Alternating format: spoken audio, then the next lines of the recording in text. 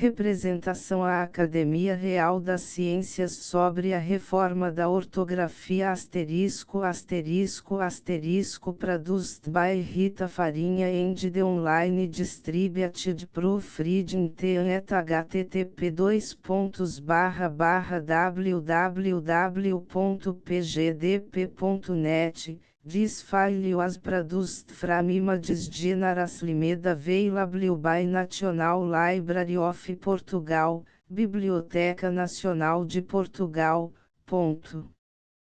Representação à Academia Real das Ciências sobre a reforma da ortografia Lisboa Imprensa Nacional 1878 Representação à Academia Real das Ciências sobre a reforma da ortografia Senhores os abaixo assinados dirigem-se à Academia Real das Ciências em cumprimento de um dever.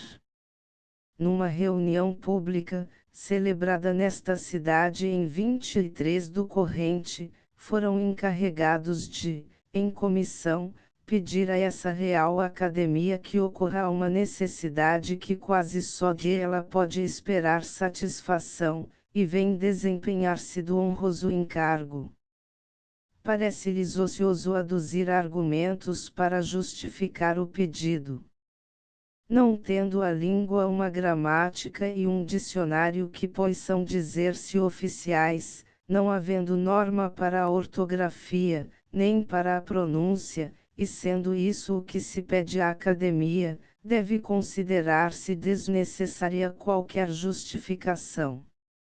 O parecer de que esta representação vai acompanhada, contém um sistema de ortografia e um método de o pôr em prática, os quais avaliareis como merecerem. Os abaixo assinados apenas exprimem o desejo e a esperança de que julgueis dever adotá-los. Dando pois execução à primeira parte da proposta que termina esse parecer, e que a mencionada reunião aprovou com exclusão das palavras ou outro que julgue melhor, no caso de rejeitar este, os abaixo assinados pedem à Academia Real das Ciências que, publicando uma gramática e um dicionário ao mesmo tempo ortográfico e prosódico ou ao menos um vocabulário, se digne preencher essa lacuna e satisfazer essa necessidade que todos reconhecem e sentem a de uma ortografia normal. Não podem porém deixar de chamar a vossa atenção para a alteração aludida, que a reunião onde foram eleitos, fez no parecer da comissão. Por ela vê-se que a opinião daquela Assembleia é, que a reforma a realizar na ortografia deve ser em sentido sônico. Dignai-vos acreditar, senhores acadêmicos, em nossos sentimentos de consideração e respeito. Porto, 26 de dezembro de 1878 = Adriano de Abreu Cardoso Machado, Presidente = Conde de Samodães = Manuel Felipe Coelho = Agostinho da Silva Vieira = José Barbosa Leão. Parecer da Comissão de Reforma Ortográfica senhores reconhecendo o estado anárquico da nossa ortografia, e que é preciso fazê-lo cessar, nomeastes em reunião de 27 de maio uma comissão, encarregada de estudar e propor-vos os meios de alcançar esse desideratum, o qual só pode conseguir-se dotando a língua com uma ortografia normal. Aceitando uma parte dos eleitos o espinhoso mas honroso encargo, a comissão constituiu-se. E ao encetar os seus trabalhos ofereceu-se-lhe, como questão prévia, determinar qual o desenvolvimento que deveria dar-lhes. Efetivamente alguém podia entender que ela teria satisfeito propondo simplesmente, que se representasse a autoridade competente para que determinasse aquela ortografia, e fizesse com que só ela fosse ensinada nas escolas, e empregada nas repartições públicas assim como nas tipografias e litografias da sua dependência em tudo que tivesse caráter oficial. Outros podiam julgar que se devia ao mesmo tempo pedir que a ortografia determinada fosse o mais simples possível, a fim de que o aprender a ler e escrever se tornasse por esse modo tão fácil, como pode realmente. E podia também querer-se, que se lhe propusesse a ortografia que devia ser adotada. Teve portanto de resolver esta questão, depois de a estudar sob este tríplice modo de ver. Pareceu-lhe porém, que uma pouca de reflexão bastava para se pôr de parte a primeira ideia. Todos sabem a consideração que em geral merecem, e os resultados que é costume alcançarem, representações de essas em assuntos de esta natureza, e a comissão não podia acreditar que ficasseis satisfeitos com uma proposta que não teria utilidade prática. Assim como lhe pareceu que a segunda ideia, sendo sujeita aos mesmos inconvenientes, devia ser posta de parte como a primeira. Julgou, pois, que era seu dever tomar no sentido mais amplo a missão que recebera, e desempenhou-a nessa conformidade, isto é, no sentido de se indicar a ortografia, que deveria pedir-se que fosse estabelecida como ortografia normal. Era árdua a tarefa, mas não podia decliná-la. Neste ponto, a comissão teve de reconhecer que a ortografia portuguesa não podia deixar de ser etimológica, sônica ou mista. Ora, a mista é a ortografia que temos e cuja reforma se reclama geralmente, e por mais que a sistematizássemos, pareceu à comissão que não seria possível obter-se uma ortografia como deve desejar-se que tenhamos. Seriam precisas muitas regras com numerosas exceções, ficando ainda muitas coisas sem ser reguladas, de modo que o conhecimento da ortografia tornar-se-ia tão difícil de alcançar, como é o de algumas artes e ciências. Suceder-nos-ia como aos franceses, que, apesar de tantos trabalhos e tão autorizados como são os da sua academia, têm ainda uma ortografia que, em parte também pelas dificuldades peculiares da língua, se não considera digna de aquela nação culta. Restava portanto tomar por vez da ortografia que se propusesse, ou a etimologia ou a pronúncia. A respectiva escolha era o ponto mais grave da tarefa a cargo da comissão. Tratou por isso de esclarecer-se bem a esse respeito, e entre outras coisas, procurou conhecer o gênio da língua, além de outros meios pelo da sua história, a fim de guiar-se por ele. Veja-se, pois, que é o que sobre o assunto nos diz a história.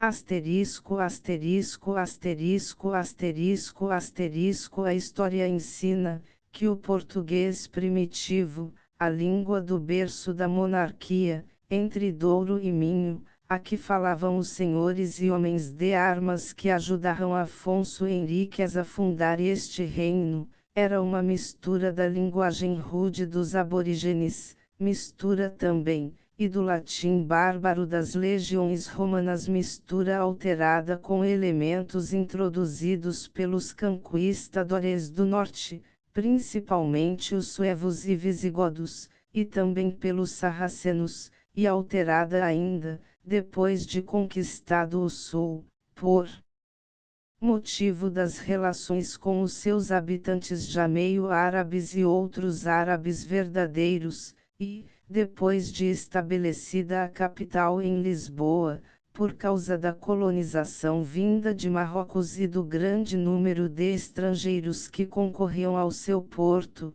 particularmente os cruzados emílitos dos quais aí ficarão, bem que mostre que predominava o elemento latino, pelo M8 que se encarnara na península o modo de ser dos romanos, por ser o latim a língua dos atos religiosos e das relações com Roma e com os outros governos da Europa, e porque os sacerdotes eram quase os únicos homens de letras no país. Assim como nos ensina que esse amálgama era apenas língua falada, porque pouco ou nada se lia e escrevia, visto que o elemento burguês apenas se fazia sentir, e os senhores só cuidavam de armas, desdenhando até o saber ler e escrever, erro de educação que durou em parte até não muito longe de nós. Pode, pois, imaginar-se o que era o português de essas épocas, e atesta o muito pouco que dele resta. Pode dizer-se que não se escrevia, e falava-se um português tão simples, quanto eram simples os homens e a vida que viviam. A história mostra que foi assim, até que no fim do século XIII Denis, esse modelo de res, criou em Lisboa as escolas gerais, começo da universidade, que depois tanto se tem ilustrado em Coimbra.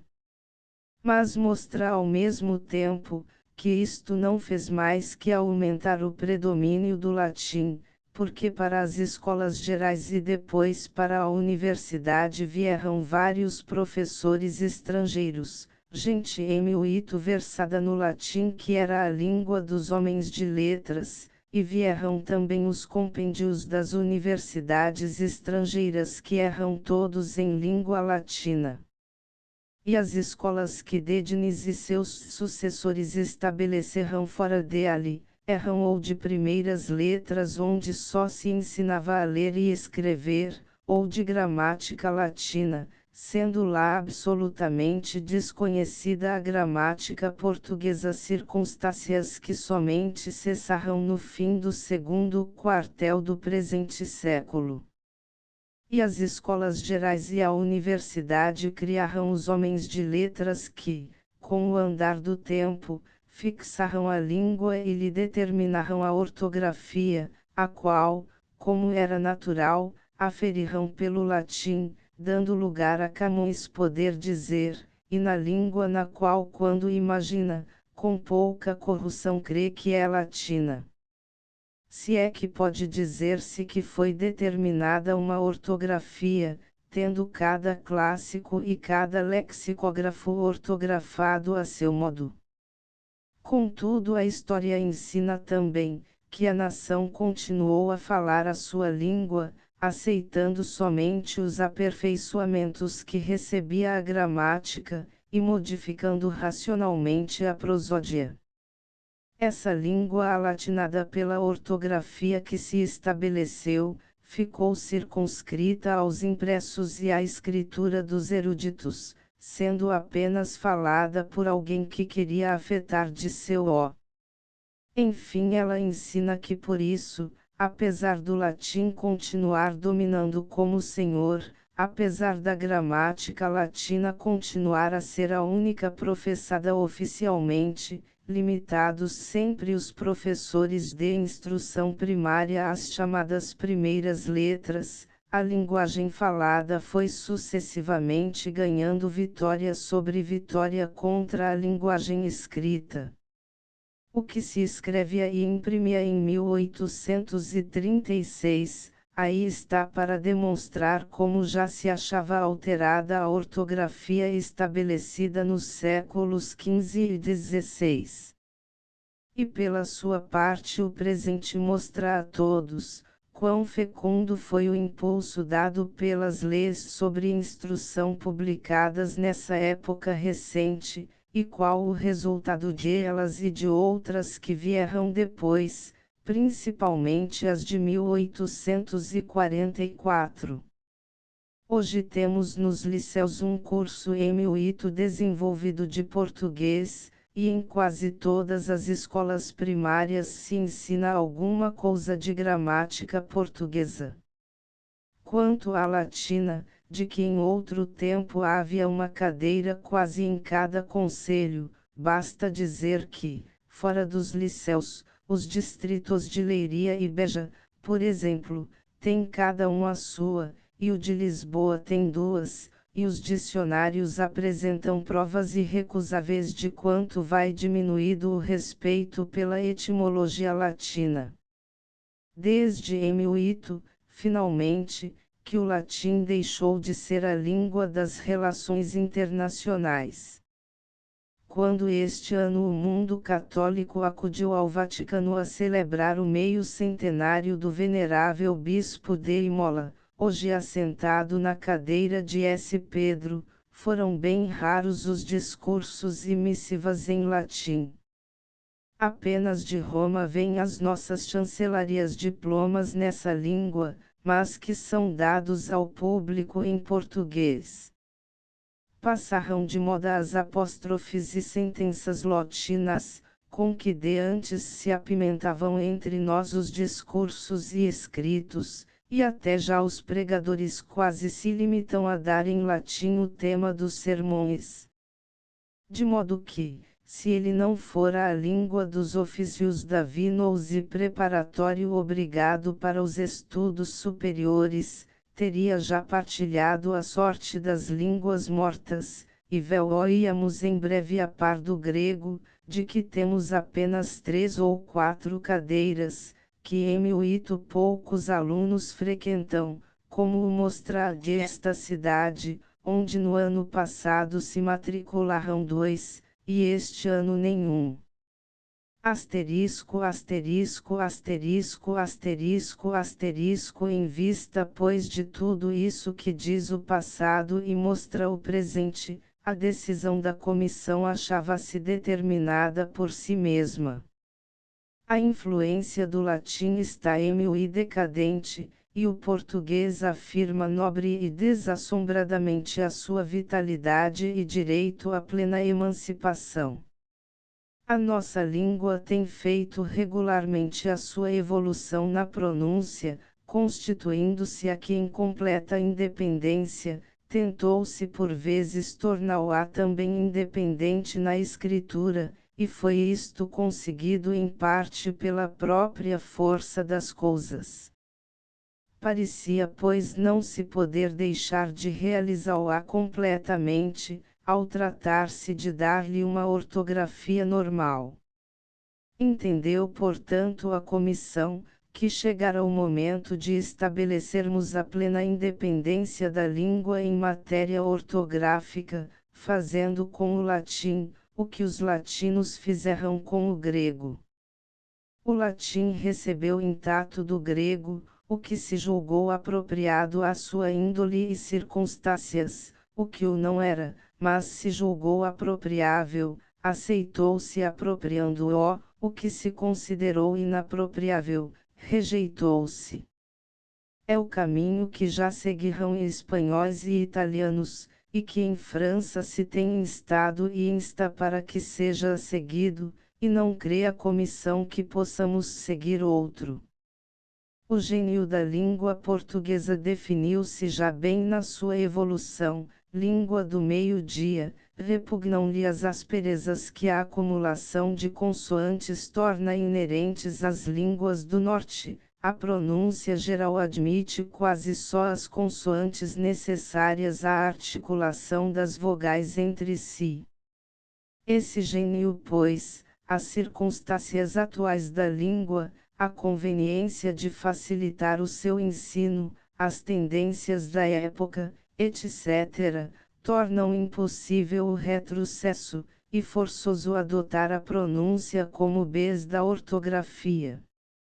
Nem podia impedir a comissão, de o fazer, a pretendida incapacidade para representar esse importante papel, de que os etimologistas têm sempre acusado e continuam acusando a pronúncia, atribuindo-lhe uma extrema inconstância.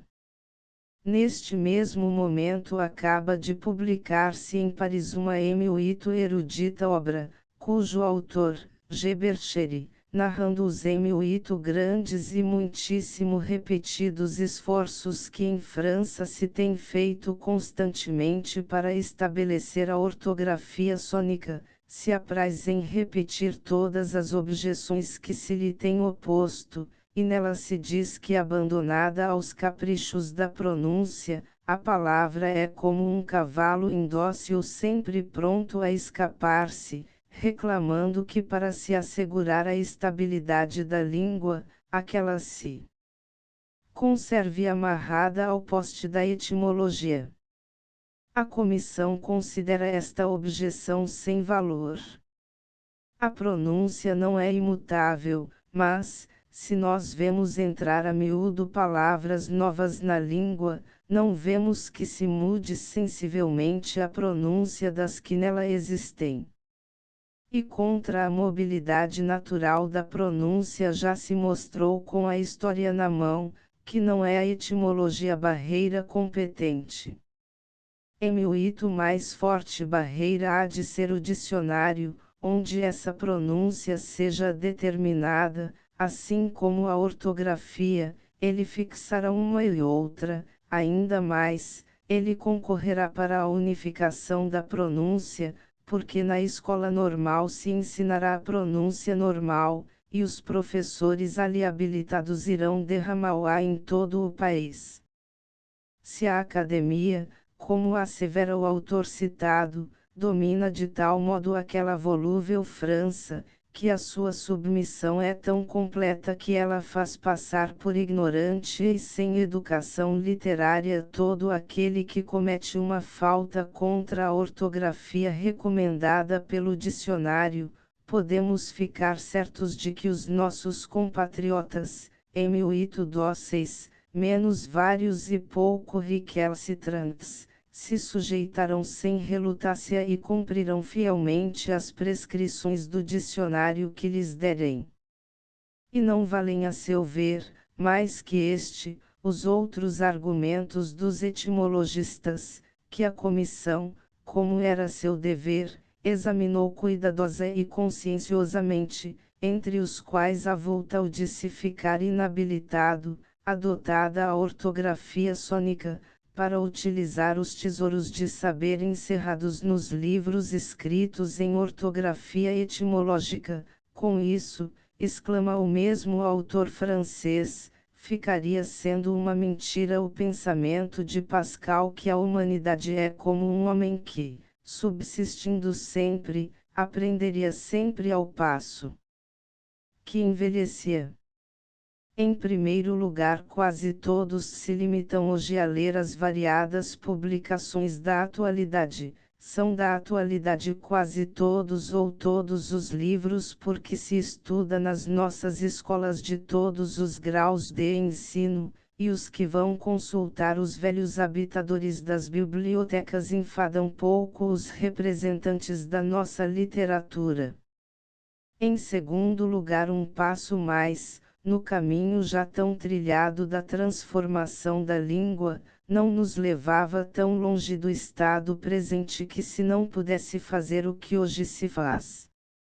Nos dicionários de agora as palavras são bem diferentes do que foram em outras eras, e os literatos nem por isso deixam de entender os livros respectivos, do mesmo modo aconteceria depois. A etimologia lá estaria marcada no competente lexicon, e num dicionário manual, bastaria pôr em parênteses a palavra com a atual ortografia, para ficar tudo remediado. Quanto aos livros modernos, quem manuseava o dicionário, vendo sempre a palavra com ambas as ortografias, ficava conhecendo tão bem uma como outra. Conseguintemente, a razão e a lógica aconselhavam à comissão a ortografia sônica, que é o progresso, e decidiu adotá-la em princípio. Havendo aceitado e tendo de propor o princípio, a comissão julgou dever estudar e propor também um método para ele ser levado à prática. Ora, A excelência da ortografia sônica deriva principalmente do seu princípio fundamental, a unidade da representação dos sons, isto é, cada som é segundo ela representado somente por um sinal, e cada sinal representa unicamente o seu respectivo som. Era tal princípio, por conseguinte, um ponto de partida forçado, e para aplicá-lo, tornava-se também forçoso determinar o número de sons elementares que havia a representar, e os sinais mais próprios para essa representação. Passando, pois, a estudar este momentoso assunto, ela teve de decidir-se sobre a pronúncia que devia tomar por norma, e pareceu-lhe que, para este e para quaisquer outros pontos relativos à pronúncia, devia pôr de parte tanto a de aqueles que são mais ou menos analfabetos, como a dos eruditos apaixonados pelas raízes etimológicas que querem que a pronúncia se subordine à ortografia em vez de esta se subordinar àquela, e que devia aceitar como pronúncia normal a dos que leem e escrevem mais ou menos regularmente, a qual é também a da maior parte dos eruditos.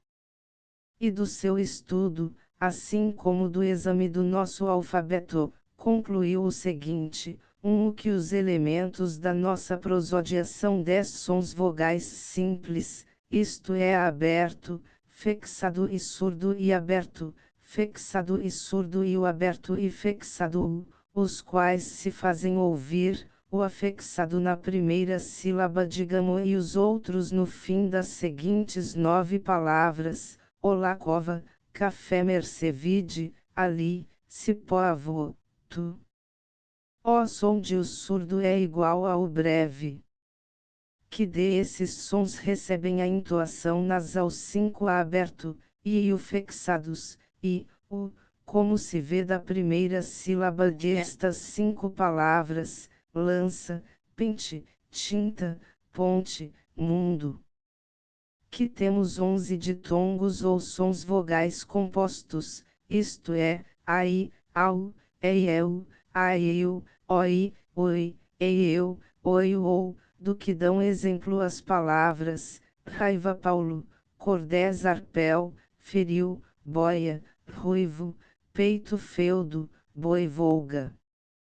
Que não haverá dúvida quanto à subjuntiva de todos estes ditongos, nem quanto à prepositiva dos primeiros 7, mas que pode havê-la quanto à dos 4 últimos, a qual a comissão entende não ser fixado para os 2 primeiros nem o fixado para os segundos, mas um som intermédio entre o som aberto e o som fixado de cada um. Que desses ditongos recebem a entoação nasal ai, au, ei, oi, oi, como se observa por exemplo nas palavras mãe, mão, bem, põe, mui. E que, além dos elementos vogais temos 20 consoantes ou articulações, que são B, C, D, F, E, o som gutural de G, J, I, L, M, N, E, P, Q, T, V, X, I, Z, I, R, R, I, R, L, N, e o som sibilante que o S representa no fim das sílabas, o qual se aproxima muitíssimo de Z, I, articulações que se axam respectivamente na segunda sílaba das 20 palavras seguintes, sebe, tece, pode, faf, dog, hoje, fole, nome, cone, top, leque, pote, leve, peixe, 11, berre, fere, mole, ganhe, baus. 2. O que o modo de representar os sons vogais, racionalmente e em harmonia com o princípio da unidade de representação, é aquele por que vão acima designados nos exemplos, à parte as vogais acentuadas e algum sinal por meio do qual se queira notar que I, prepositiva de eu, e U, prepositiva de oi ou, representam sons especiais, adotando-se, como sinal de entoação nasal, unicamente o acento nasal ou til. E que a maneira mais racional de representar os consoantes ou articulações, é também aquela por que vão designados, isto no que toca aos 15 primeiros e ao último e também ao som brando do R, pois que o som áspero de esta letra, assim como as articulações linhe, devem ter sinais próprios e únicos. Asterisco, asterisco, asterisco, asterisco, asterisco. Ora, em vista de estas conclusões, a comissão julgou dever seu propor as duas seguintes coleções de regras, que constituem um sistema completo para levar à prática a ortografia sônica em toda a sua pureza, quando no futuro isto seja realizável, unicamente com esta restrição, que os nomes de línguas estranhas, enquanto não são nacionalizados, se empregam tais quais são na língua respectiva, sendo os apelativos sublinhados no manuscrito e postos em itálico nos impressos.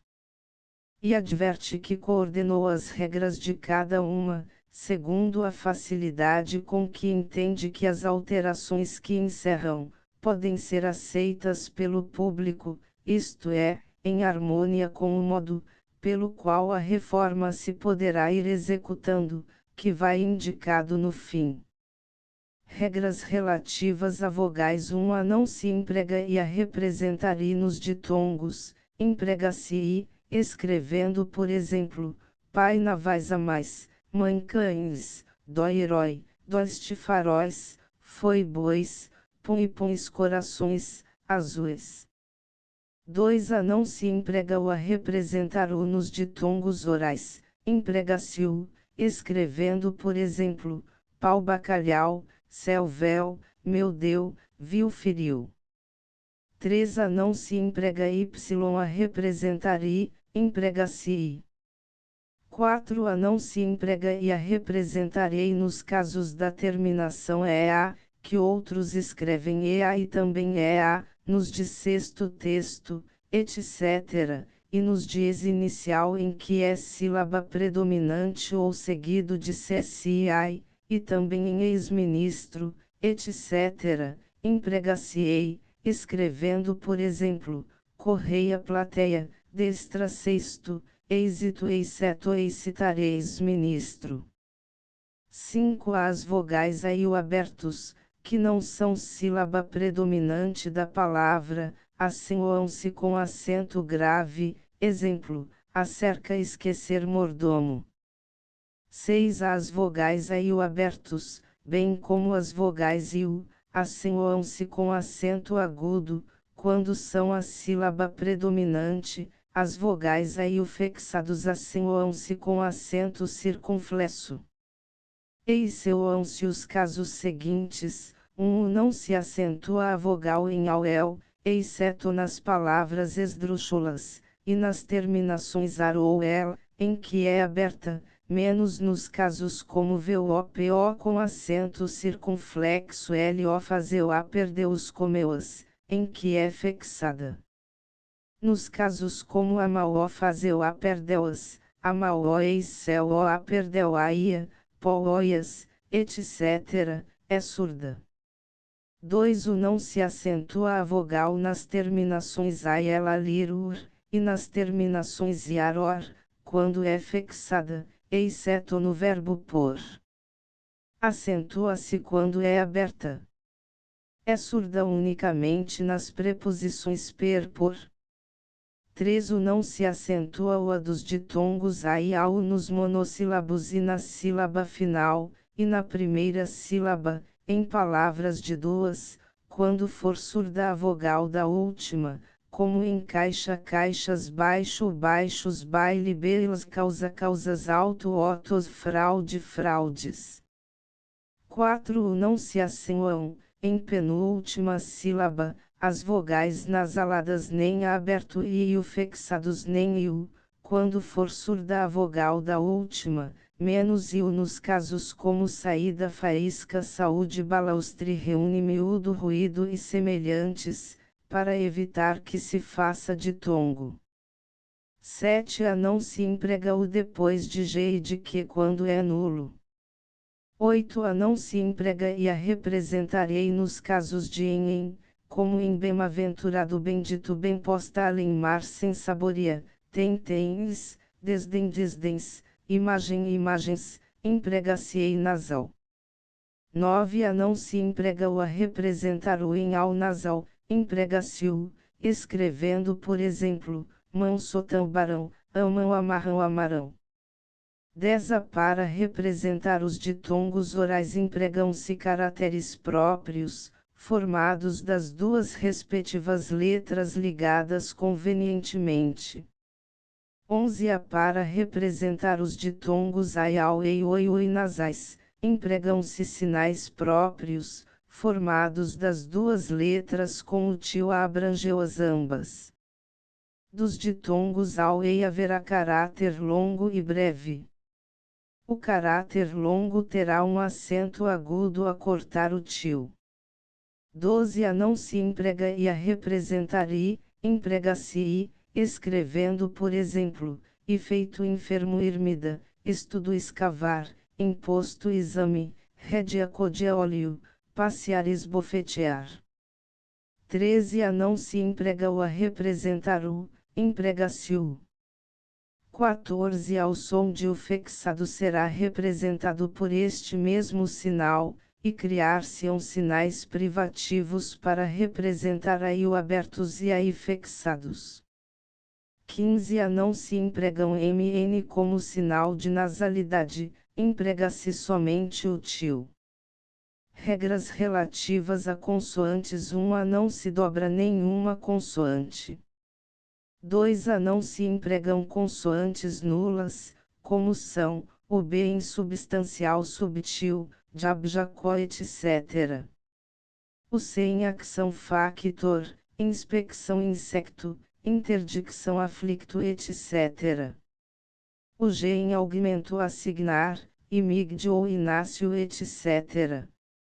O h em hábito úmido, inhábil inhumano, teatro retórica, poxa para o xuxlamide, etc. O m em damno solemne condemno himno somno aluno, etc. O p em psalmo recepção inscripção adopção corrupção, prescripto adoptar corruptível, etc. O s em ciência, crescer nascer, etc. O x em excepto excitar, etc. 3. A não se emprega ph a representar a articulação fe, substitui-se por f.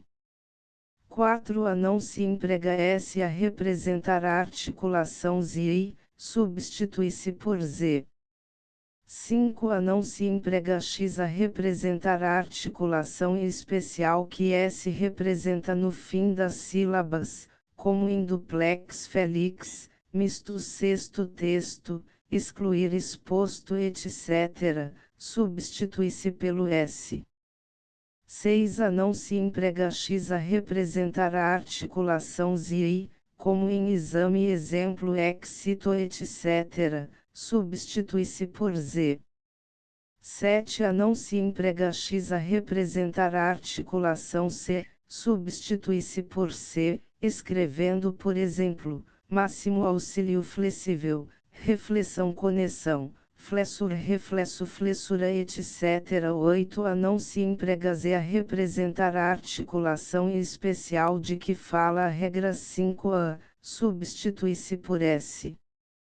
9. A não se emprega ch nem k a representar a articulação que, substitui-se por q. 10. A não se emprega g a representar a articulação de i, substitui-se por j. 11. A não se emprega ch a representar a articulação x, substitui-se por x. 12. A não se emprega x a representar o som x, substitui-se por qc. 13. A não se empregam consoantes compostas, o e, leite e o nh serão substituídos, cada um por um signal próprio e único. 14. A criar-se-á um segundo caráter de r, para que cada um dos sons que esta letra representa, tenha o seu sinal privativo. 15. A não se emprega S a representar a articulação C, substitui-se por C hífen, conservando neste a cedilha antes de a U, enquanto for preciso para evitar que se pronuncie que. 16. A não se emprega C a representar a articulação que, substitui-se por que. Senhores, parece à comissão que, embora possa não ser este, ao menos a alguns respeitos, o único modo de realizar a ortografia sônica, esse sistema deve ser considerado muito aceitável, parece-lhe que quem o examinar com atenção, o admitirá sem relutância. Entretanto, convém que diga alguma coisa em apoio das alterações que possam causar estranheza por qualquer motivo, ou parecer menos justificadas. A respeito de vogais, entende que a sua representação onomatópica, como propõe, não pode ser rejeitada em princípio, quando muito poderá haver dúvida acerca da ocasião de realizar uma ou outra das alterações respectivas. Não deve contudo deixar de dizer algumas palavras a respeito das regras 12A e 13A, por motivo do seu muito alcance, pois são inúmeras as palavras em que I representa o som de I, e em que U representa o som de U. Todos reconhecerão que nos casos em que I faz as vezes de I, acontece que, se quisesse dar-lhe o som de I surdo, a pronúncia era forçada e desagradável, dá-se-lhe pois o som de I, porque não pode ser de outro modo, escute-se a pronúncia, por exemplo, de escrever espaço, escavacar esgotar, enfermo engenho, área óleo, cabecear passear, e ficar-se a certo de isso. A pronúncia reclama pois o I, e sucede que a etimologia o não repele. Nos casos como escrever escavacar cabecear, nada tem que ver a etimologia, pusemos ali I como podíamos pôr I, nos casos como área óleo, é verdade que se ofende a etimologia, sendo I substituído, mas nos de enfermo engenho, etc., a substituição vinga a etimologia ofendida, visto que o latim era infirmus ingenium. Sucede outro tanto com o, que é inquestionavelmente reclamado pela pronúncia. À parte os casos de o representando-o no princípio e meio das palavras, em que algumas vezes se ofende a etimologia com a substituição, temos a considerar o da sílaba final, que é o caso mais importante, com cuja substituição não será ofendida e em inúmeros casos será desafrontada. Dizem geralmente que os nomes portugueses, derivados do latim, se formarão do ablativo e não do nominativo, e que portanto em filho reino, por exemplo, a raiz é filio regno e não filius regnum. Acreditamos que é assim, e concedemos que por conseguinte escrevendo filho reino se ofende a etimologia, mas em tal caso escrever porto curso é desagravar essa etimologia, porque era terminado em o ablativo de portos cursos, assim como será desagravar-a, se escrevermos por exemplo amamos bebemos vestimos, porque no latim tinham u na sílaba final todas as vozes da uma pessoa do plural dos verbos, o qual nós substituímos por u. Note-se porém que, escrevendo filho reino, não se ofenderá a etimologia, haverá a diferença da derivação se fazer do nominativo e não do ablativo. Donde se conclui que a substituição do u pelo u, não será uma ofensa mas um desagravo da etimologia, ao passo que é uma homenagem à pronúncia. Segue-se pois que as duas substituições são justificadíssimas, e se a comissão propõe o seu adiamento, É só por evitar a impressão desfavorável que receia que produzissem, sobretudo pelo aparecimento muito frequente do U na sílaba final. Alguém porventura estranhará a eliminação do Y. Todavia, para justificar o A basta dizer que essa letra não representava em grego o som I, mas sim um certo som de U. Se nas respectivas palavras se mudou o som representado, é racional que se mude o sinal representativo.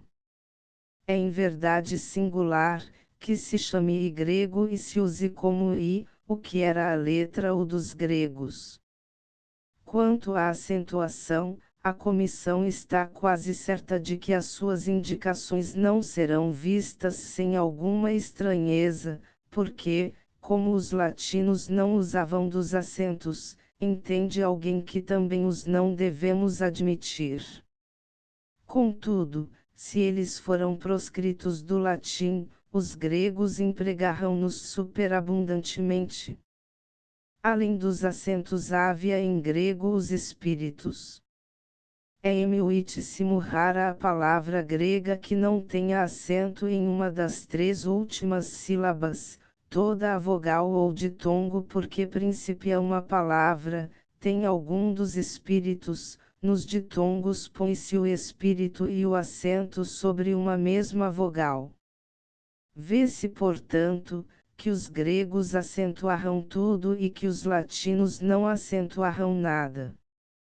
A comissão julga, pois, que faremos bem, se seguirmos um meio termo, acentuando tanto quanto for preciso, e por isso parece-lhe que não deve ser rejeitada a sua proposta, tanto mais que as 4 exceções poupam uma infinidade de acentos, e se facilita assim a transição para o uso dos caracteres novos propostos na regra 14A, deste modo, por meio de acentos e de regras que os dispensam, fica determinado o valor de cada vogal.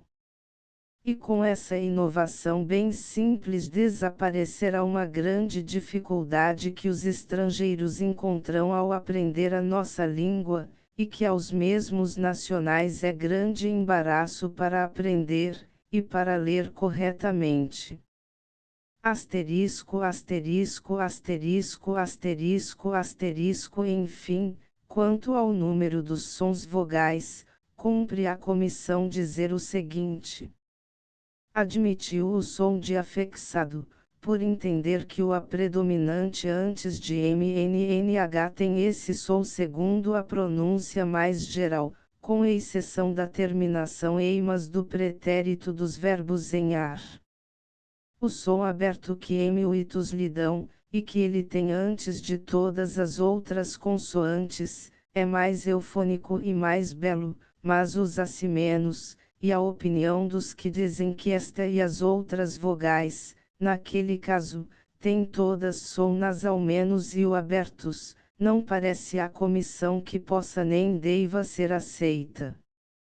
Não ignora que alguns usam e o abertos com entoação nasal, dizendo escondes esconde hopes hop, vendes vende sente sente, mas entende que esta pronúncia não deve prevalecer, embora e o abertos de entoação nasal sejam menos fanhosos e portanto mais eufônicos que o fixados, porque a pronúncia contrária é a do maior número e a supressão dos dois sons nasais é uma simplificação apreciável.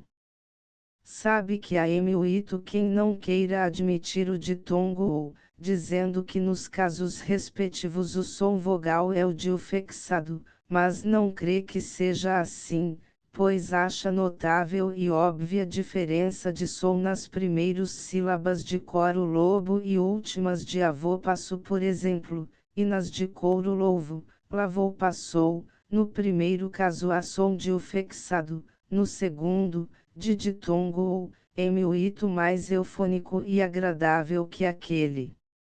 Bem como sabe, que há quem use este ditongo em lugar do fixado nos casos como boa coroa, soa pavoa, mas julga que este uso deve rejeitar-se por não ser o geral. E sabe igualmente que se tem sustentado, que nos ditongos nasais só a prepositiva tem entoação nasal. Essa ideia, porém, a seu ver, é errônea. Os ditongos nasais não se formam juntando uma vogal oral a uma nasal anterior, mas sim dando entoação nasal a um ditongo oral. Assim como, a este propósito, deve notar que não desconhece certas pronúncias, sobre as quais chama a atenção para que sejam emendadas, por viciosas que são segundo crê.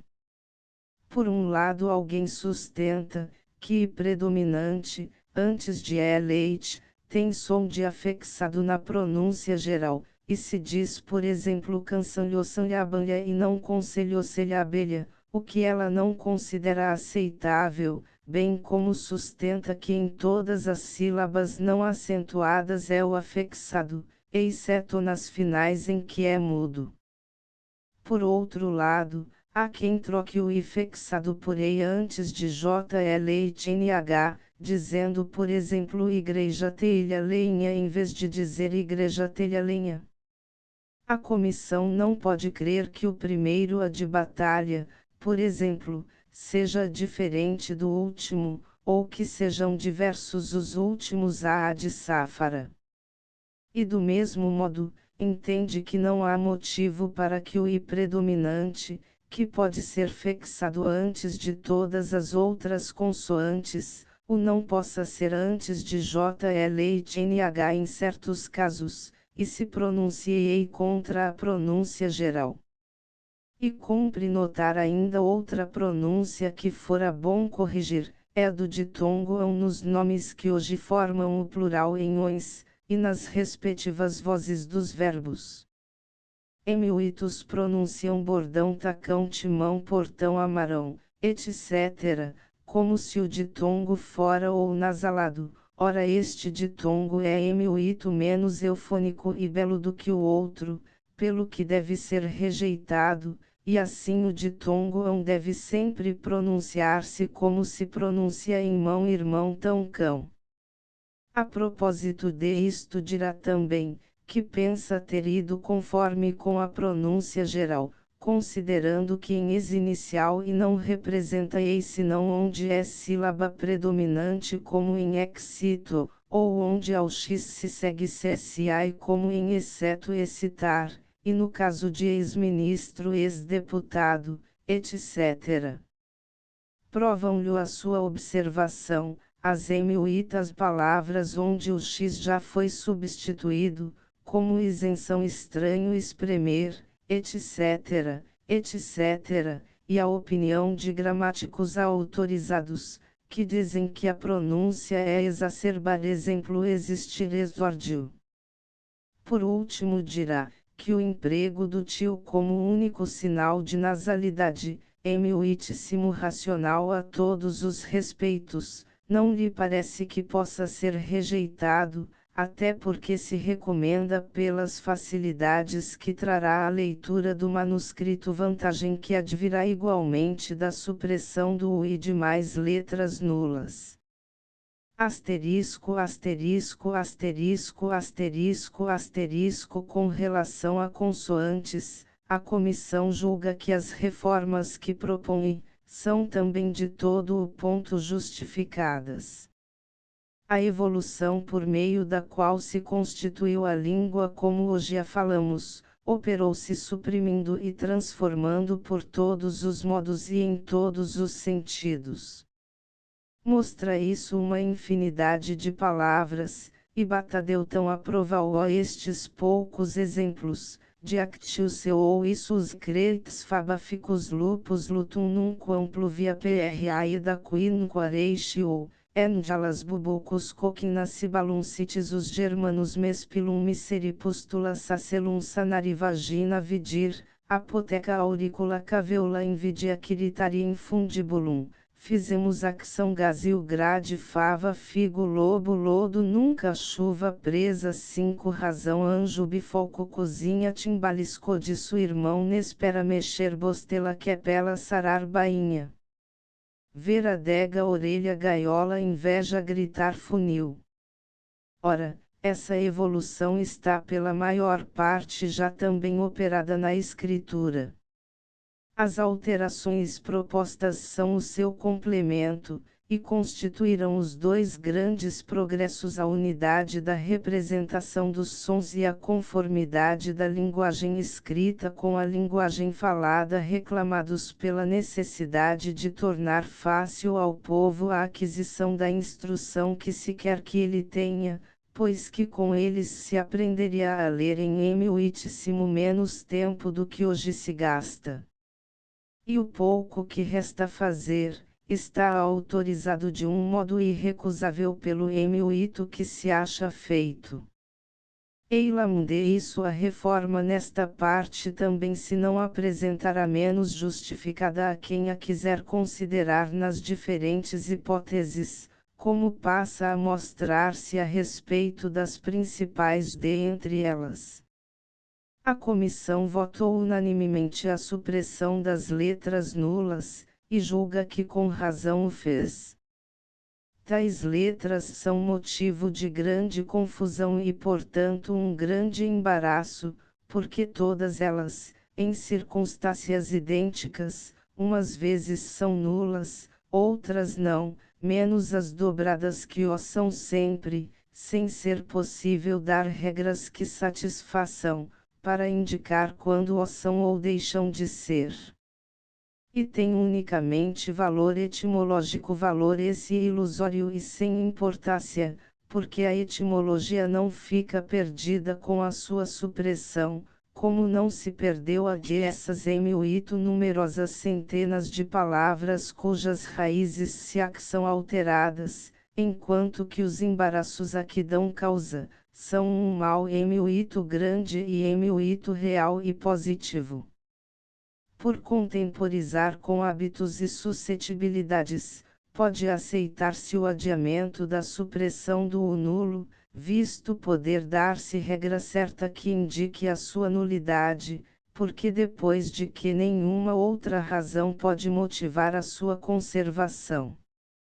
Pois se os latinos o usavam, pronunciavam-no, como hoje o pronunciam sempre os italianos, e se os franceses, e até os espanhóis, o empregam sem o pronunciar, é por um mero capricho que não devemos seguir.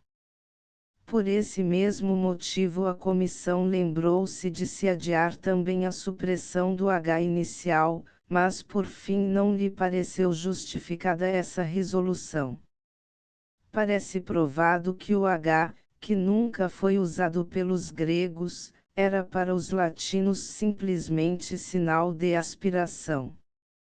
Por isso juntavam-no ao T, ao P e ao C, para representar θ, φ e T, consoantes mudas aspiradas do alfabeto grego, e também ao R nas palavras tomadas do grego em que esta letra era aspirada, e para que fosse aspirada a vogal seguinte, o empregavam no começo das palavras razão porque escreviam por exemplo hora, palavra tomada do grego onde era hora.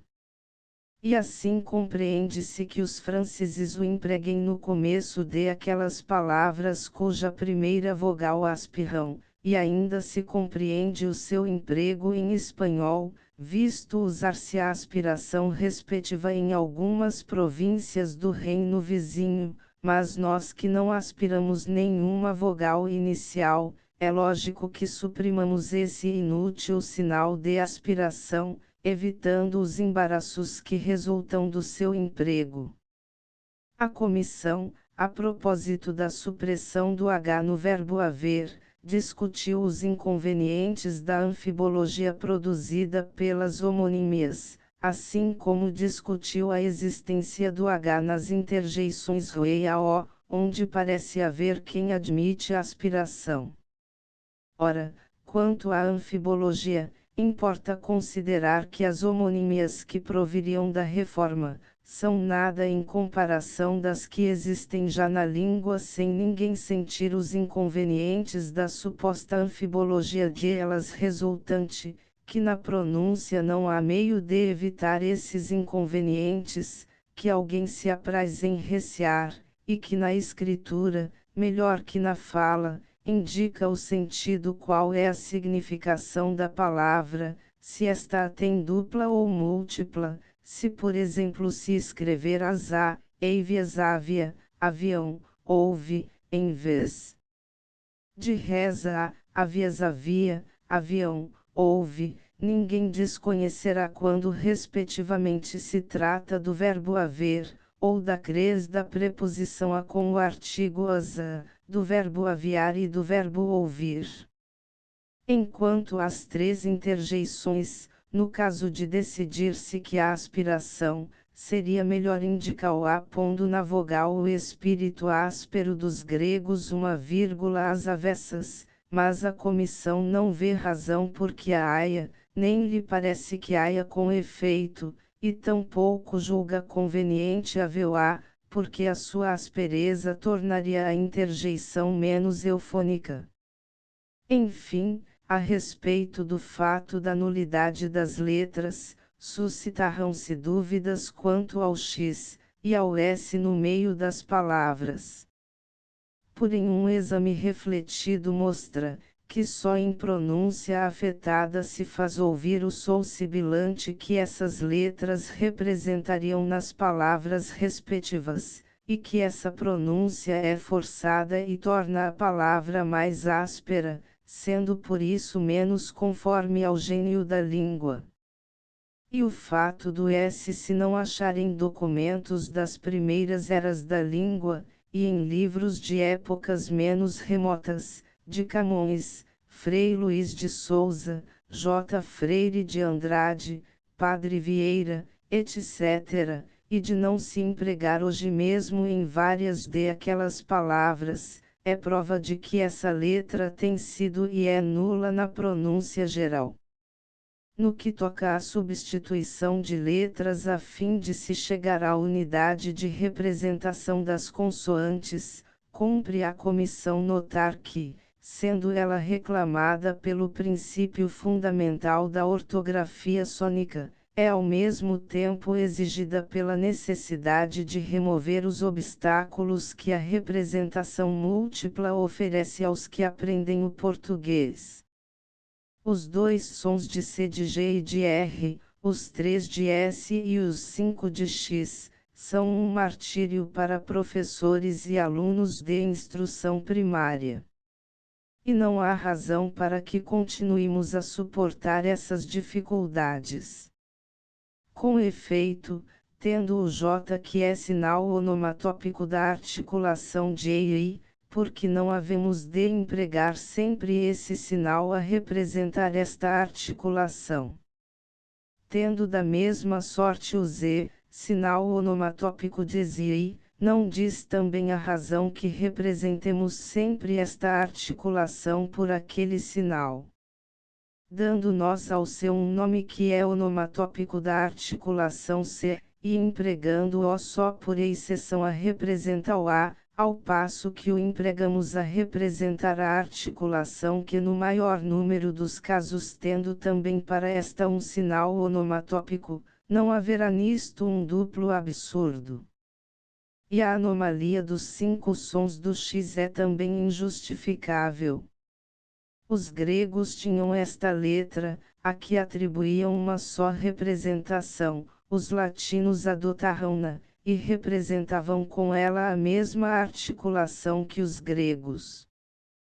Por isso a comissão entende, que deveremos empregar o A unicamente a representar a articulação da qual é para nós sinal onomatópico, nos demais valores deve ser substituída pelos respectivos sinais.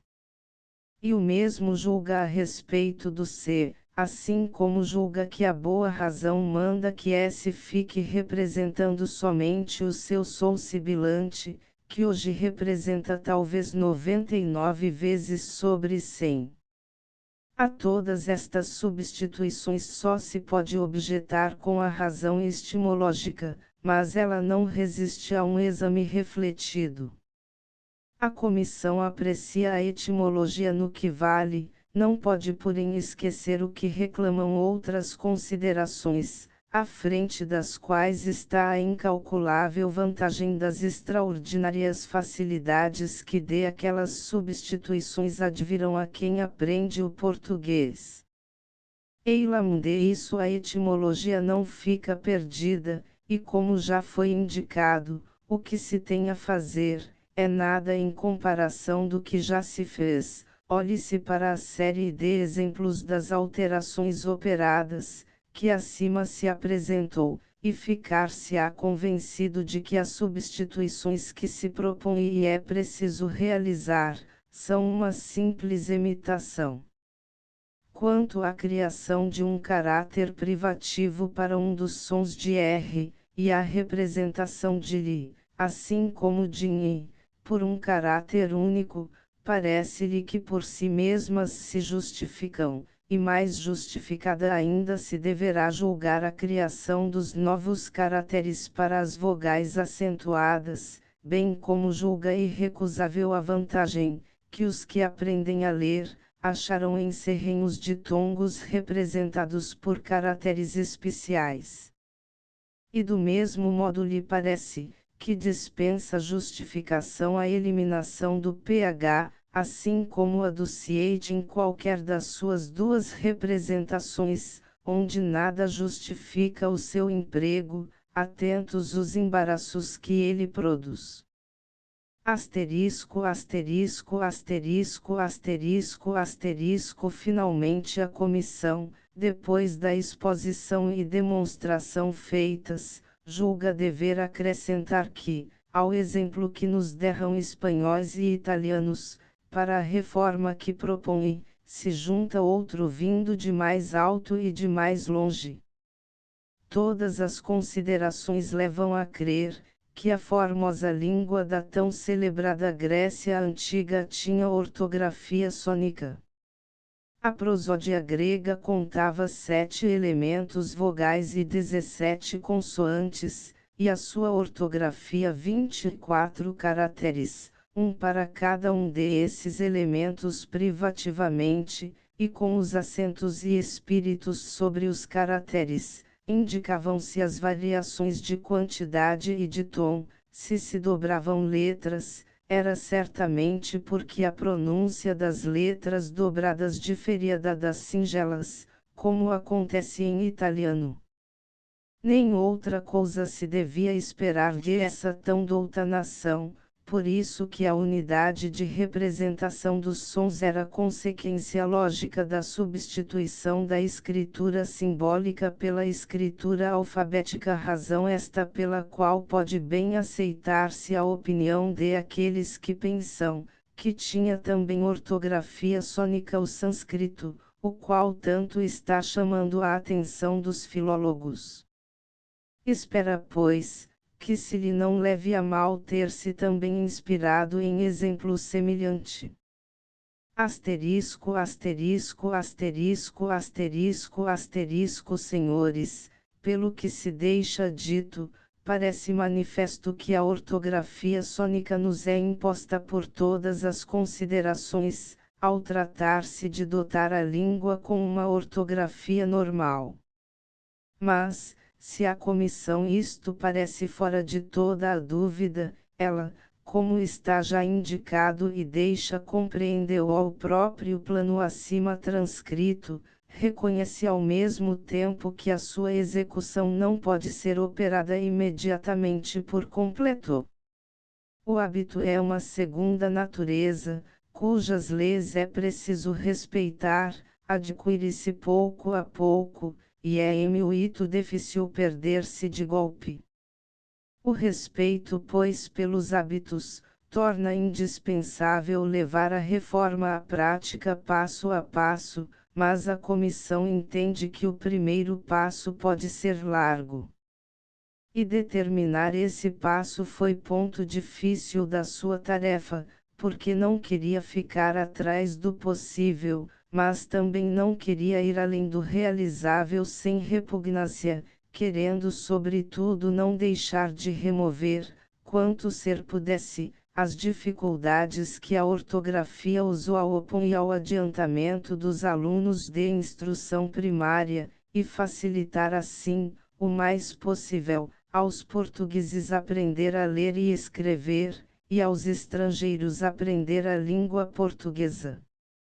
Ora, depois de maduro exame, a comissão está convencida de que o primeiro passo a dar no caminho da reforma pode consistir na execução das reformas parciais que encerra o primeiro dos 3 seguintes grupos de regras, e que 2 passos mais, consistindo cada um na execução das reformas de um e de outro dos 2 grupos restantes, podiam levar a obra a cabo.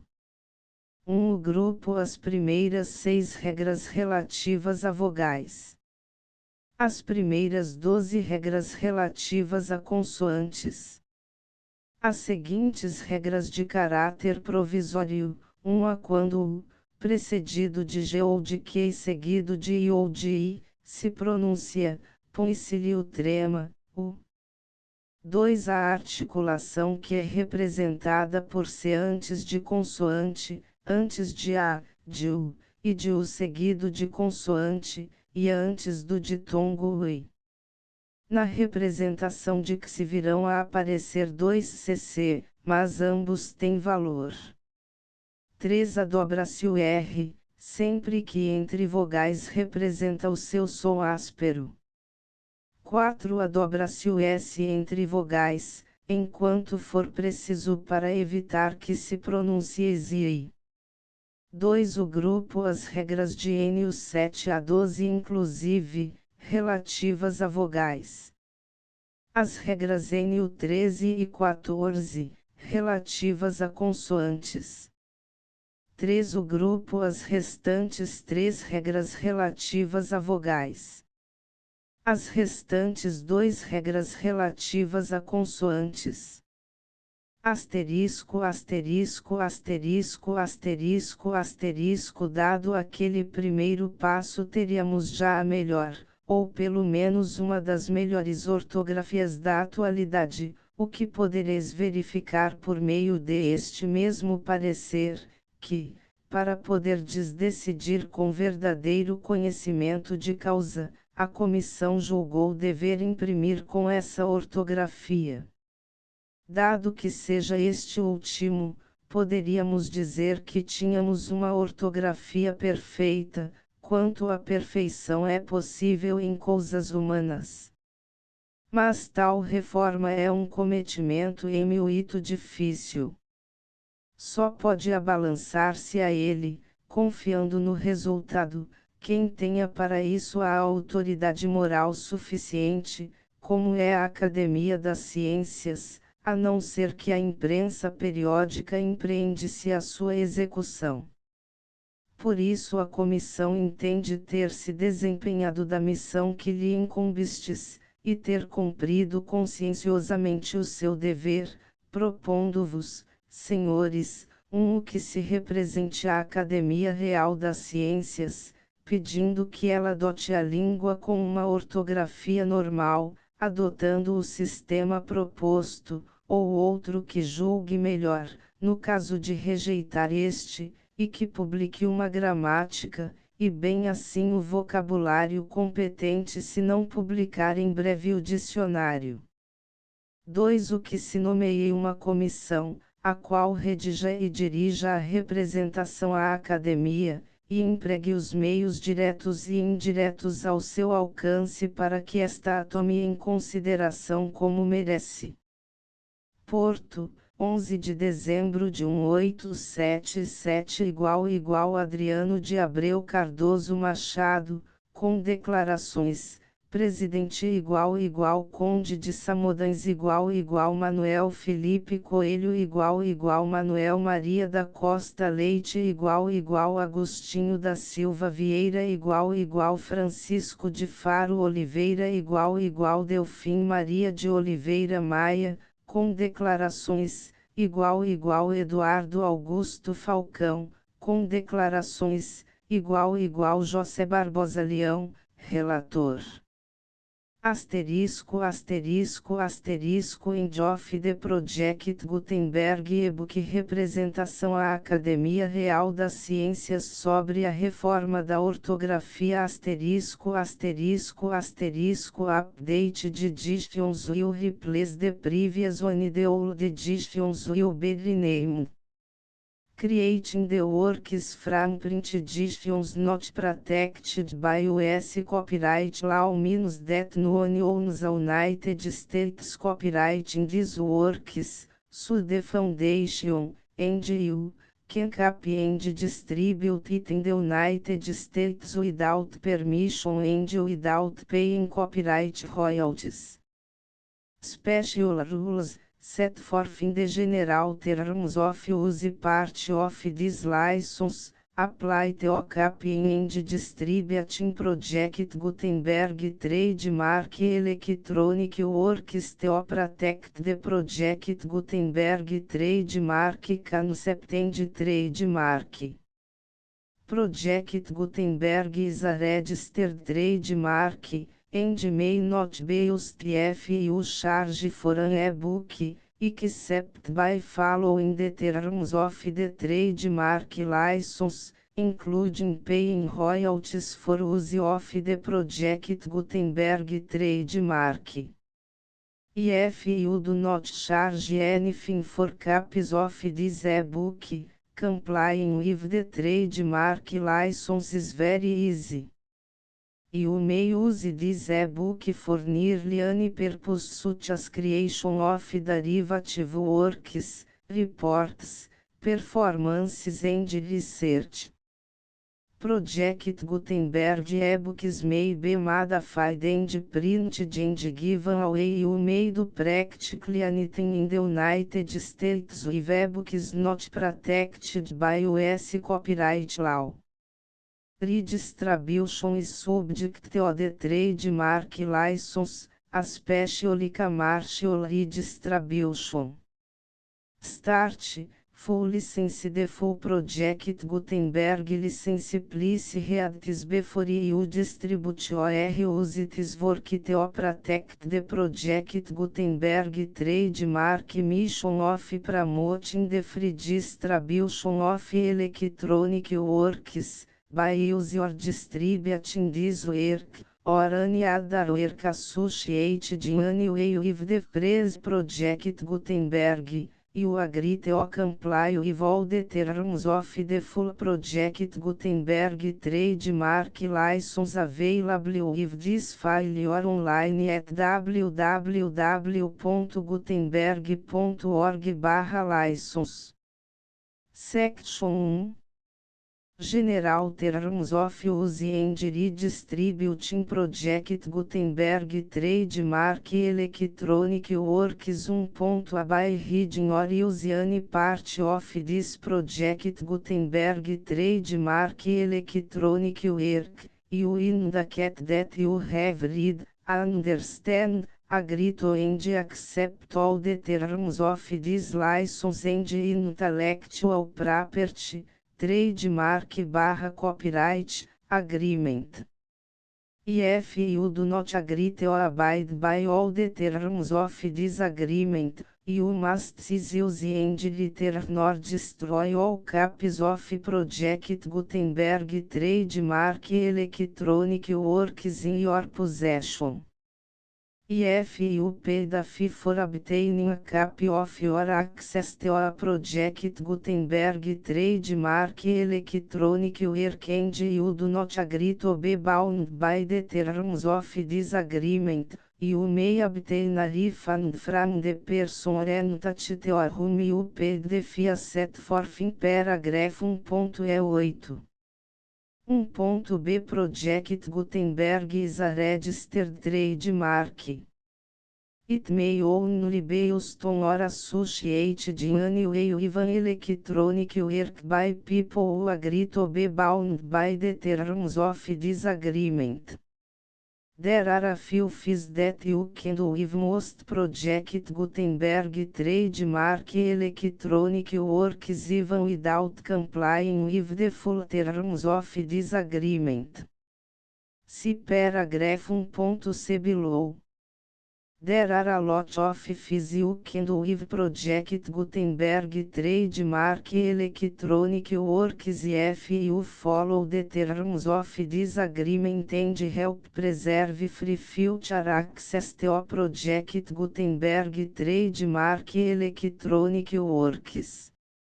See paragraph 1.i below. 1c. The Project Gutenberg Literary Archive Foundation, the foundation or PGLAF, owns a compilation copyright in the collection of Project Gutenberg trademark electronic works.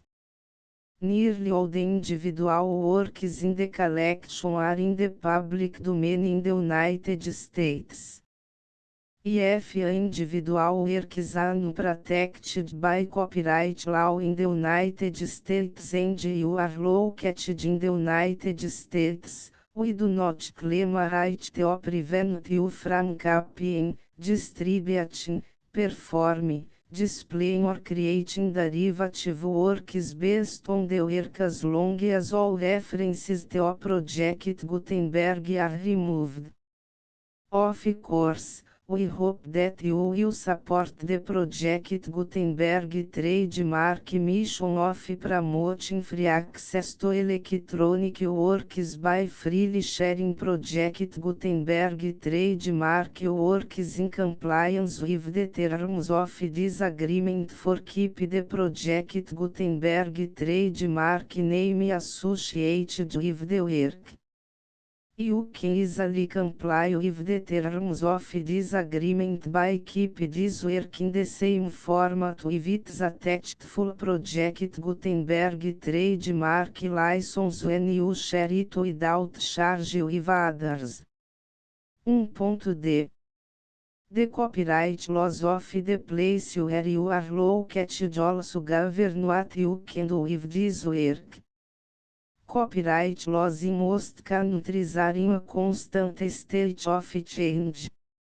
If you are outside the United States, check the laws of your country in addition to the terms of this agreement before downloading, copying, displaying, performing, distributing or creating derivative works based on this work or any other Project Gutenberg trademark work. The Foundation makes no representations concerning the copyright status of any work in any country other than the United States. 1.e Unless you have removed all references to Project Gutenberg. 1.e1. The following sentence, with active links to, or other immediate access to, the full Project Gutenberg trademark license must appear permanently whenever any copy of a Project Gutenberg trademark work, anywhere on which the phrase Project Gutenberg appears, or with which the phrase Project Gutenberg is associated, is accessed, displayed, performed, viewed, copied or distributed. This e-book is for the use of anyone anywhere in the United States and most other parts of the world at no cost and with almost no restrictions whatsoever. You may copy it, give it away or reuse it under the terms of the Project Gutenberg license included with this e-book or online at www.gutenberg.org. If you are not located in the United States, you will have to check the laws of the country where you are located before use this e-book. 1.e2. If a individual Project Gutenberg trademark electronic works derived from texts not protected by US copyright law, does not contain a notice indicating that it is posted with permission of the copyright holder, The work can be copied and distributed to anyone in the United States without paying any fees or charges. If you are redistributing or providing access to our work with the Freeze Project Gutenberg associated with or appearing on the work, you must comply either with the requirements of paragraphs 1.E1 through 1.E7 or obtain permission for the use of the work and the Project Gutenberg trademark as set forth in paragraphs 1.E8 or 1.E9. 1.E3 If individual project Gutenberg trademark electronic works posted with the permission of the copyright holder, your use and distribution must comply with both paragraphs 1.E1 through 1.E7 and any additional terms imposed by the copyright holder. Additional terms will be linked to the Project Gutenberg trademark license for all works posted with the permission of the copyright holder found at the beginning of this work. 1.E4 Do not unrecord that or remove the full Project Gutenberg trademark license terms from this work, or any files containing a part of this work or any other work associated with Project Gutenberg trademark. 1.E5 Do not copy, display, perform, distribute or redistribute this electronic work, or any part of this electronic work, without permanently displaying the sentence set forth in paragraph 1.E1 effective links or immediate access to the full terms of the Project Gutenberg trademark license. 1.E6 You may convert to and distribute this work in any binary, compressed, marked up, non-proprietary or proprietary form, including any word processing or hypertext form. However, if you provide access to or distribute copies of a Project Gutenberg trademark work in a format other than plain vanilla ASCII or other format used in the official version posted on the official Project Gutenberg trademark website, www.gutenberg.org fecha parênteses you must, at no additional cost, for expense to the user, provide a copy, a means of exporting a copy, or a means of obtaining a copy upon request,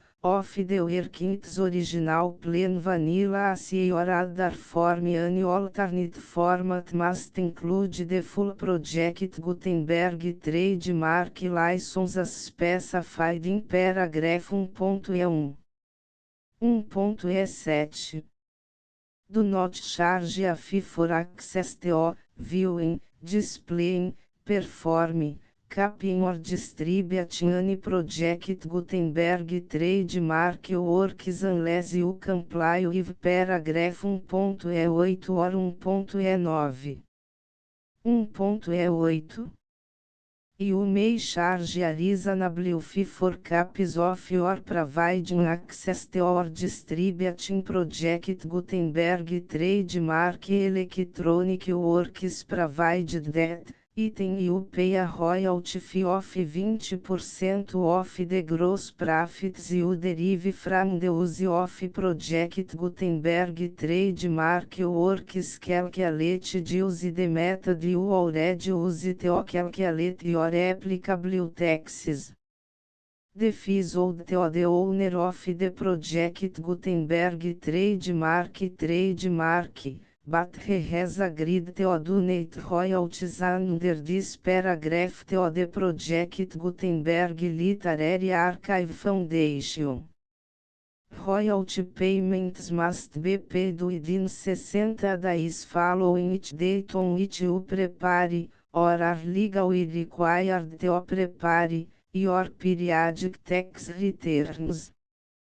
Royalty payments should be clearly marked as such and sent to the Project Gutenberg Literary Archive Foundation at the address specified in Section 4, Information about donations to the Project Gutenberg Literary Archive Foundation. Item you provide a full refund of any money paid by a user who notifies you in writing, or by email, within 30 days of receipt that S/he does not agree to the terms of the full Project Gutenberg trademark license. You must require such a user to return or destroy all copies of the works possessed in a physical media and discontinue all use of and all access to other copies of Project Gutenberg trademark works. Item you provide, in accordance with paragraph 1.f3, a full refund of any money paid for our core replacement copy, if a defect in the electronic work is discovered and reported to you within 90 days of receipt of the work. Item you comply with all other terms of this agreement for free distribution of Project Gutenberg trademark works.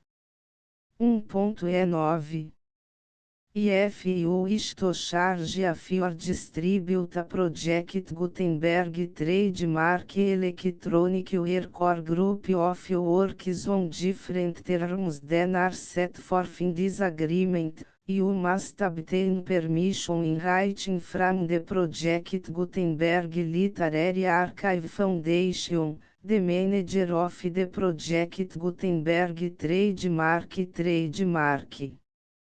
Contact the foundation as set forth in section 3 below. 1.f1.f1 Project Gutenberg volunteers and employees expend considerable effort to identify, do copyright research on, transcribe and proofread works not protected by US copyright law in creating the Project Gutenberg trademark collection. Despite these efforts, Project Gutenberg trademark electronic works, and the media on which they may be stored, may contain defects such as, but not limited to, incomplete, inaccurate or corrupt data, transcription errors, a copyright or other intellectual property infringement, a defective or damaged disk or other medium, a computer virus, or computer codes that damage or cannot be read by your equipment. 1.f2 Limited warranty, disclaimer of damages, except for the right of replacement or refund described in paragraph 1.f3, the Project Gutenberg Literary Archive Foundation, the owner of the Project Gutenberg trademark, and any other party distributing a Project Gutenberg trademark electronic work under this agreement, disclaim all liability to you for damages, costs and expenses, including legal fees. You agree that you have no remedies for negligence, strict liability, breach of warranty or breach of contract except as provided in paragraph 1.f3. You agree that the foundation, the trademark owner, and any distributor under this agreement will not be liable to you for actual, direct, indirect, consequential, punitive or incidental damages even if you give notice of the possibility of such damage. 1.f3 Limited right of replacement or refund, If you discover a defect in this electronic circuit in 90 days of receive it, you can receive a refund of the money. If you paid for it by sending a written explanation to the person you received the work from. If you received the work on a physical medium, you must return the medium with your written explanation. The person or entity that provided you with the defective work may elect to provide a replacement cap in lieu of a refund. If you received the work electronically, the person or entity providing it to you may choose to give you a second opportunity to receive the work electronically in lieu of a refund.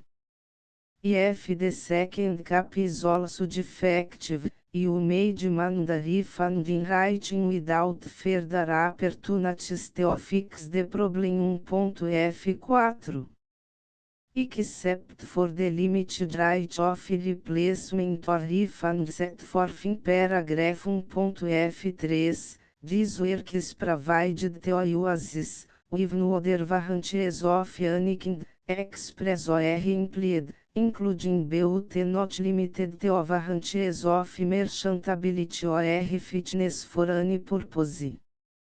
1.F5 Some states do not allow disclaimers of certain implied warranties or the exclusion or limitation of certain types of damages. If any disclaimer or limitation set forth in this agreement violates the law of the state applicable to this agreement, the agreement shall be interpreted to make the maximum disclaimer or limitation permitted by the applicable state law.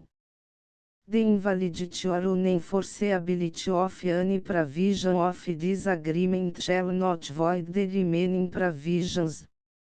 1.F6 Indemnity, you agree to indemnify and hold the foundation, the trademark owner, any agent or employee of the foundation, anyone providing copies of Project Gutenberg trademark electronic works in accordance with this agreement, and any volunteers associated with the production, promotion and distribution of Project Gutenberg trademark electronic works, harmless from all liability, costs and expenses, including legal fees, that arise directly or indirectly from any of the following which would or cause to occur. A. Distribution of this or any Project Gutenberg trademark work. B. Alteration, modification, or additions or deletions to any Project Gutenberg trademark work, and C. Any defect you cause. Section 2. Information about the mission of Project Gutenberg trademark. Project Gutenberg trademark is synonymous with the free distribution of electronic works in formats readable by the widest variety of computers, including obsolete, old, middle-aged and new computers. It exists because of the efforts of hundreds of volunteers and donations from people in all walks of life. Volunteers and financial support to provide volunteers with the assistance they need are critical to reach Project Gutenberg trademark goals and ensuring that the Project Gutenberg trademark collection will remain freely available for generations to come. Em 2001, the Project Gutenberg Literary Archive Foundation was created to provide a secure and permanent future for Project Gutenberg trademark and future generations. To learn more about the project Gutenberg Literary Archive Foundation and how your efforts and donations can help, see sections 3 and 4 and the foundation information page at www.gutenberg.org. Section 3. Information about the project Gutenberg Literary Archive Foundation. The project Gutenberg Literary Archive Foundation is a non-profit 501(c)(3) educational corporation organized under the laws of the state of Mississippi and granted tax-exempt status by the Internal Revenue Service. The Foundation's or Federal Tax Identification Number is 64-6221541. Contributions to the project Gutenberg Literary Archive Foundation are tax deductible to the full extent permitted by U.S. federal laws and your state's laws. The Foundation's business office is located at 809 North 1500 West, Salt Lake City, Utah 84116, 8015961887. E-mail contact links and up-to-date contact information can be found at the Foundation's website and official page at www.gutenberg.org/contact section 4. Information about donations to the project Gutenberg Literary Archive Foundation. Project Gutenberg trademark depends upon and cannot survive without widespread public support and donations to carry out its mission of increasing the number of public domain and licensed works that can be freely distributed in machine-readable form accessible by the widest array of equipment including outdated equipment. Many small donations, $1 to cifrão 5,000, are particularly important to maintaining tax-exempt status with the IRS. The Foundation is committed to complying with the laws regulating charities and charitable donations in all 50 states of the United States. Compliance requirements are not uniform and it takes a considerable effort, much paperwork and many fees to meet and keep up with these requirements. We do not solicit donations in locations where we have not received written confirmation of compliance. To send donations or determine the status of compliance for any particular state, visit www.gutenberg.org/donate. While we cannot and do not solicit contributions from states where we have not met the solicitation requirements, we know of no prohibition against accepting unsolicited donations from donors in such states who approach us with offers to donate. International donations are gratefully accepted, but we cannot make any statements concerning tax treatment of donations received from outside the United States. US laws alone swamp our small staff. Please check the Project Gutenberg web pages for current donation methods and addresses. Donations are accepted in a number of other ways including checks, online payments and credit card donations. To donate, please visit www.gutenberg.org/donate. Section 5. General Information About Project Gutenberg Trademark Electronic Works. Professor Michael S. Hart was the originator of the Project Gutenberg Trademark concept of a library of electronic works that could be freely shared with anyone. For 40 years, reproduced and distributed Project Gutenberg trademark ebooks with only a loose network of volunteer support. Project Gutenberg trademark ebooks are often created from several printed editions, all of which are confirmed as not protected by copyright in the US unless a copyright notice is included. Thus, we do not necessarily keep ebooks in compliance with any particular paper edition.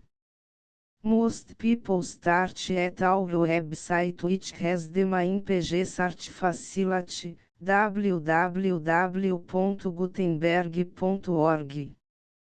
This website includes information about Project Gutenberg trademark, including how to make donations to the Project Gutenberg Literary Archive Foundation, how to help produce our new ebooks, and how to subscribe to our email newsletter to hear about new ebooks.